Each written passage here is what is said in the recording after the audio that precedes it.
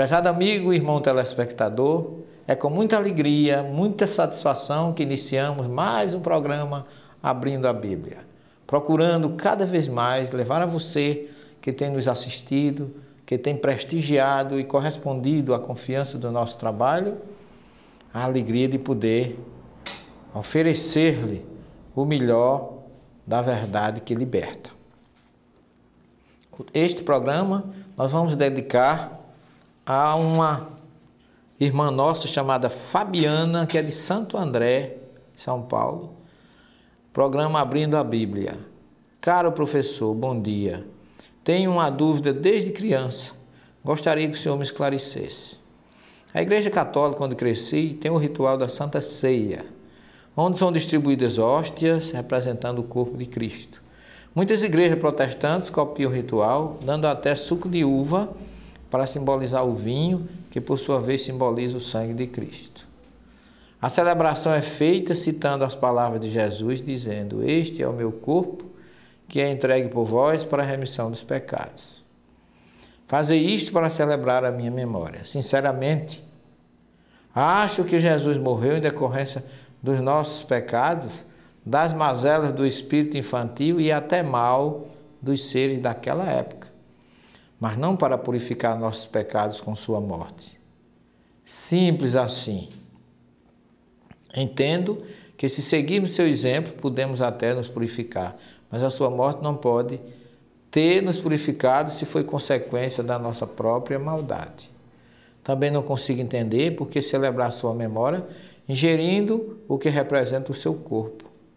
Parece tão cruel. Será que Jesus realmente falou para celebrarmos sua memória assim? São essas suas palavras? Obrigado e que Deus o ilumine sempre. Obrigado, Fabiana, pelo seu e-mail. Muito importante que se esclareça essas questões, mas eu volto a bater aqui numa tecla que eu sei que não é bom que eu repita e que eu me torne repetitivo em alguns pontos, para que a gente possa entender a mensagem de Jesus. É preciso que a gente entenda que Jesus era judeu, pregou para judeus, para galileus, para samaritanos. Nem cristianismo existia naquela época que Jesus viveu na Palestina.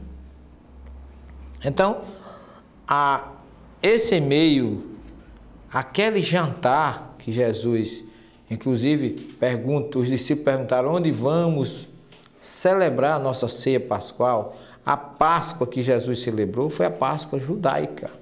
Não foi nem uma Páscoa cristã, não existia cristianismo. O cristianismo, depois de fundado, a igreja criou aquele ritual que Jesus realizou com os seus discípulos, como se fosse a Páscoa da ressurreição, a passagem para a ressurreição da igreja, do cristianismo. Mas não é bem assim que a coisa acontece. A história da Páscoa, a palavra Páscoa em hebraico, Pesach, do hebraico, significa passar por sobre. Portanto, representa a passagem do Espírito de Deus pelas casas, pelas residências dos egípcios, correspondendo à 10ª praga, que foi a morte dos primogênitos, aonde passava o Espírito Divino, se não tivesse o sangue do Cordeiro nos umbrais da porta, se existisse ali um primogênito, morreria. E como aquela ação que é narrada no livro do Êxodo, culminou com a libertação do povo hebreu da escravidão do Egito, que viviam lá já há 400 anos, então este fato marca a libertação do povo hebreu. E aí a festa que Jesus celebrou foi essa passagem. Tudo começa com Moisés apacentando as ovelhas do seu sogro Jetro lá no deserto do Sinai, quando ele presencia um arbusto que ardia, queimava, mas não se consumia. E ele, se aproximando curiosamente, ele ouviu uma voz dali de dentro, chamando-o, convidando-o a ir ao Egito para libertar o povo que estava escravo do faraó e do povo egito. E Moisés prontamente aceita o convite E aí começa toda a história da libertação do povo hebreu, do cativeiro do Egito. E esta passagem, essa festa foi criada pelo próprio Deus, está lá no livro do Êxodo, onde ele manda que toda vez, no mês de Nissan, que corresponde ao mês de abril, 14 de Nissan, que fosse, geralmente é uma festa móvel, a igreja também muda sua festa, mas naquela data fosse celebrado, a família matasse um cordeiro, não lhe quebrasse nenhum osso, veja aí, daí porque o simbolismo de na cruz, quando Jesus estava crucificado, não quebraram nenhum osso das suas pernas, quebraram dos outros ladrões, mas o dele não, simbolizando que ele realmente, como João identificou como o Cordeiro de Deus, sendo o Cordeiro de Deus, não poderia ter nenhum osso quebrado. É um outro simbolismo que é aceito pelo cristianismo, como se Jesus fosse realmente a identificação que João fez como Cordeiro de Deus. Esse cordeiro tinha que ser comido as pessoas em pé, preparada como se fosse viajar. Aí tem uns pratos, umas bandejas que o judeu faz a sua ceia, a que ele chama de Seder, ordem, a ceia pascual.